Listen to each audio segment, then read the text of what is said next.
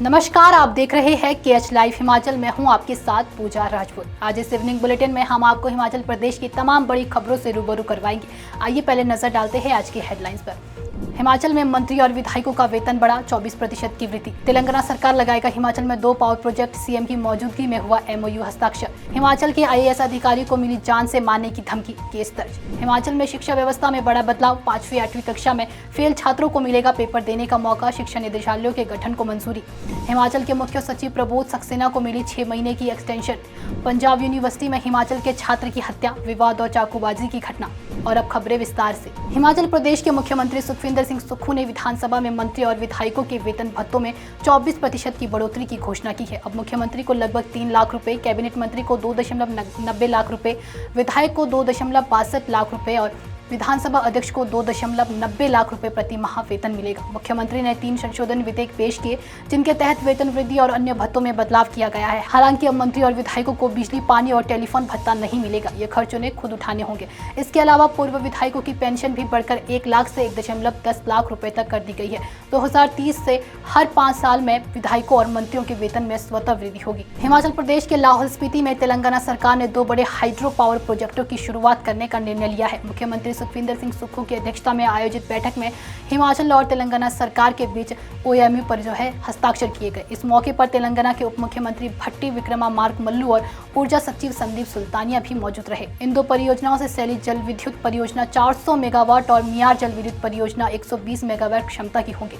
मुख्यमंत्री सुक्खू ने स्पष्ट किया कि जो कंपनियां सरकार की शर्तों का पालन नहीं करेगी, उन्हें परियोजनाओं से बाहर कर दिया जाएगा और नियंत्रण सरकार के हाथ में आ जाएगा। हिमाचल प्रदेश के IAS अधिकारी और सचिव सहकारिता C पालरासू ने एक व्यक्ति के खिलाफ FIR दर्ज करवाई है। पुलिस को दी अपनी शिकायत में कहा कि राज्य सहकारी बैंक के डायरेक्टर पवन चौहान उनके साथ गुरुवार को मिलने घर आए थे। पवन चौहान के साथ 3 अन्य लोग भी थे, जिनमें से एक व्यक्ति टोपी पहने हुए था।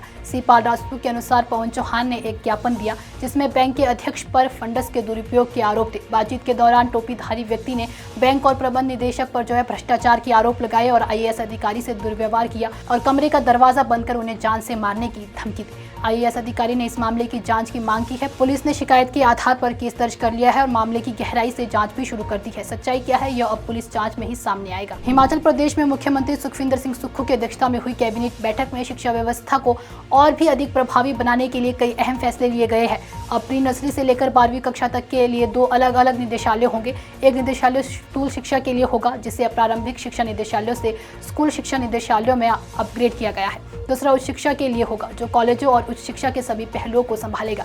साथ ही पुनः परीक्षा का अवसर। अब 5वीं और 8वीं कक्षा के छात्रों के लिए वार्षिक परीक्षा होगी। अब यदि अगली कक्षा में प्रमोट होने के योग्य नहीं होते, तो उन्हें परिणाम घोषित होने के 2 महीने के भीतर एक अतिरिक्त परीक्षा का मौका मिलेगा। इसका मतलब यह है कि अब 5वीं और 8वीं के विद्यार्थी भी फेल हो सकते हैं। हिमाचल प्रदेश के मुख्य सचिव प्रबोध सक्सेना को संघ लोक सेवा आयोग से 6 महीने का सेवा विस्तार मिल गया है। उनका कार्यकाल 31 मार्च को खत्म होने वाला था, लेकिन अब 6 महीने और इस पद पर बने रहेंगे। यह जानकारी प्रबोध सक्सेना ने अपनी विदाई पार्टी में दी। सक्सेना को यह एक्सटेंशन राज्य सरकार की सिफारिश पर मिली है, जो राज्यों की अफसरदाही में अहम चर्चा का विषय बन गया है। यह पहला मौका है जब हिमाचल में किसी मुख्य सचिव को एक्सटेंशन दिया गया है। हालांकि इससे उन अधिकारियों की उम्मीदों पर पानी फिर गया है, जो मुख्य सचिव बनने का सपना देख रहे थे। चंडीगढ़ पंजाब यूनिवर्सिटी के कैंपस में हिमाचल प्रदेश के छात्र आदित्य ठाकुर की दर्दनाक हत्या हो गई है। हालांकि अब तक पूरी तरह से यह पता नहीं चल पाया है कि आदित्य हिमाचल प्रदेश में कहां से था, लेकिन वह चंडीगढ़ में UIT में 2nd ईयर में पढ़ता था। यह घटना तो हुई जब हरियाणा के सिंगर मासूम शर्मा के शो के दौरान 2 गुटों में विवाद उत्पन्न हुआ। मासूम शर्मा के शो के दौरान 2 गुटों के बीच तकरार हुई। विवाद बढ़ते बढ़ते चाकूबाजी में बदल गई और आदित्य ठाकुर गंभीर रूप से घायल हो गए। आदित्य को गंभीर हालत में PGI अस्पताल लाया गया, लेकिन दुर्भाग्यवश उसकी मौत हो गई। सेक्टर 11 थाना पुलिस ने हत्या का केस दर्ज किया है, लेकिन अब तक आरोपियों का कोई पता नहीं चल पाया है। पुलिस सूत्रों के मुताबिक हमलावर आउटसाइडर थे, जिन्होंने यूनिवर्सिटी के छात्रों पर हमला किया। तो ये थी प्रदेश की कुछ बड़ी खबरें। अगर आपको हमारी वीडियो पसंद आई हो तो वीडियो को लाइक, कमेंट, शेयर और हमारे फेसबुक पेज को फॉलो अवश्य करें। धन्यवाद।